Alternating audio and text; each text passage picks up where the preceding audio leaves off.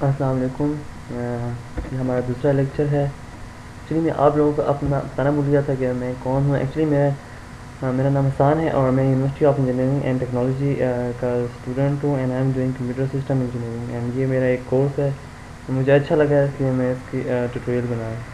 तो हमारा आज का दूसरा लेक्चर है और हम आज टू नंबर्स को ऐड करेंगे एंड उसे स्क्रीन पे डिस्प्ले करेंगे। बहुत ही सिंपल सा टास्क है।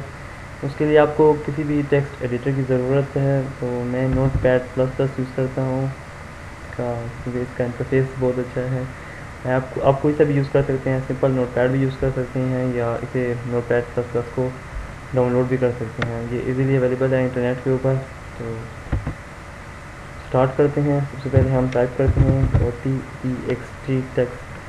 ये लिखने का मकसद हमारा ये है कि ये इंस्ट्रक्शन जो है ये आपके सिमुलेटर को बताता है कि आपका कोड इसके बाद शुरू होगा। आपने इसके बाद अपनी कुछ जो इंस्ट्रक्शंस लिखी हुई हैं, जितनी भी आपने ऐड की इंस्ट्रक्शन है या मूव की है, वो आप .txt के ऑनवर्ड्स बाद में ही लिखेंगे। ये एक्चुअली बस सिमुलेटर को बता देता है कि इसके बाद आपकी इंस्ट्रक्शंस स्टार्ट हो जाती हैं।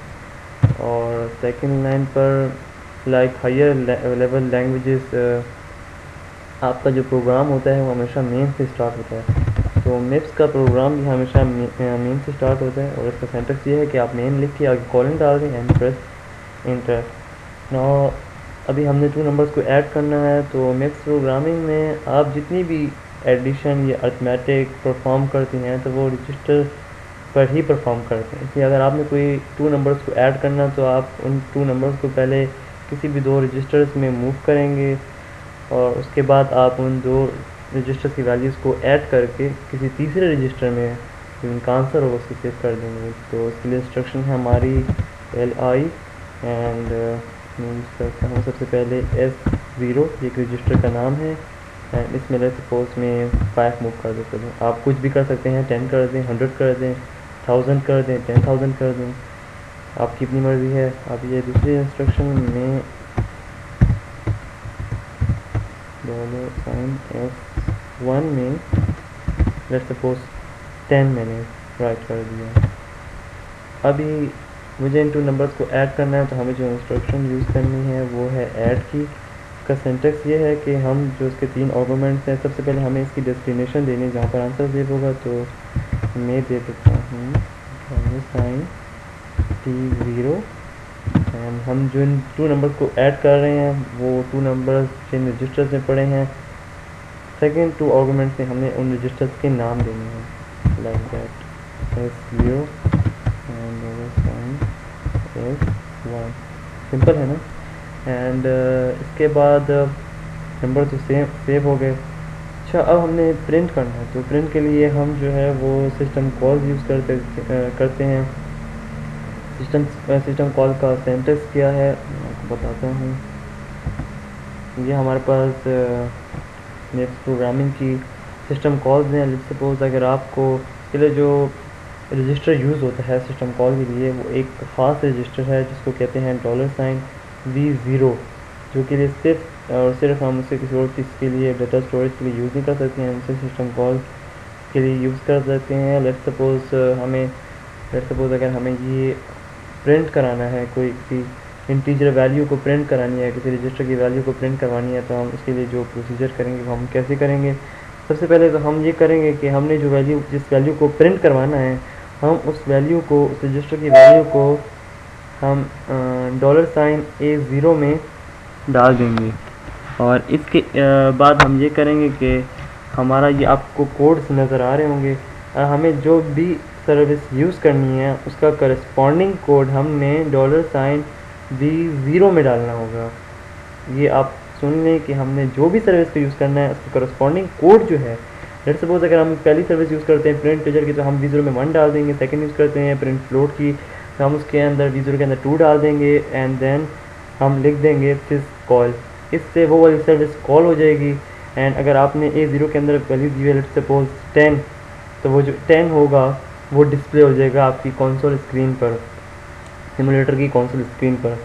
तो इसको करके देखते हैं। अच्छा, इससे करने से पहले मैं आपको बता दूं कि हमारे जो प्रोग्राम होता है तो वो चलता रहता है, प्रोग्राम काउंटर जो होता है उसको चलता रहता है।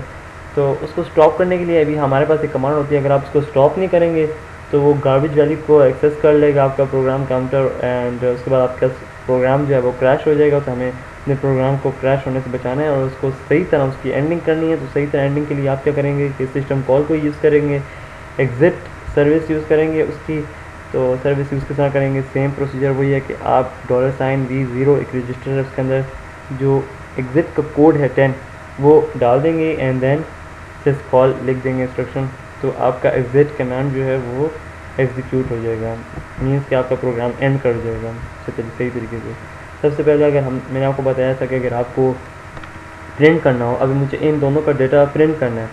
अब T0 की वैल्यू मुझे प्रिंट करनी है क्योंकि T0 में अब S0 और S1 की सम आ चुका है। तो सबसे पहले मैं क्या करूँगा कि मुझे जो उसका आर्ग्यूमेंट था A0 service print integer A0, तो ये ए प्रिंट इंटीजर जो है सर्विस ये A0 को प्रिंट करेगा।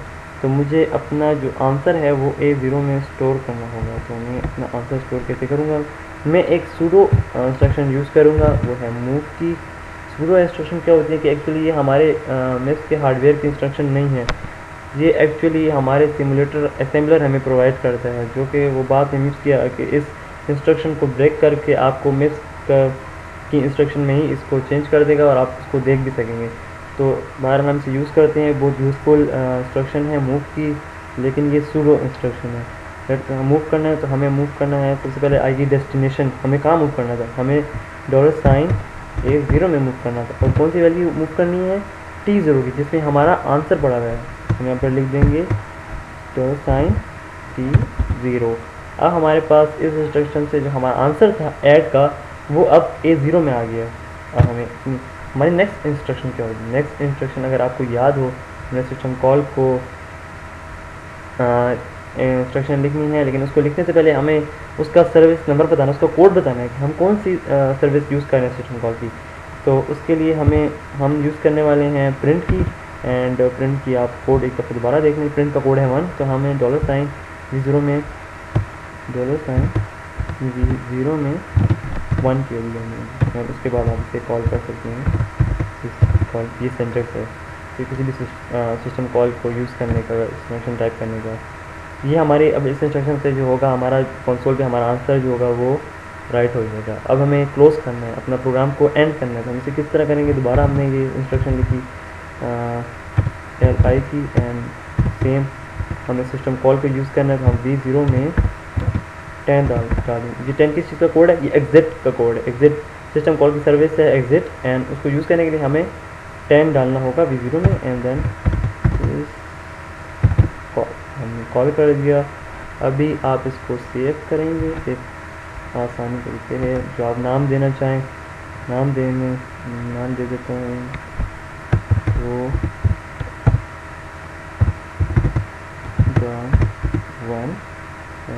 .asm।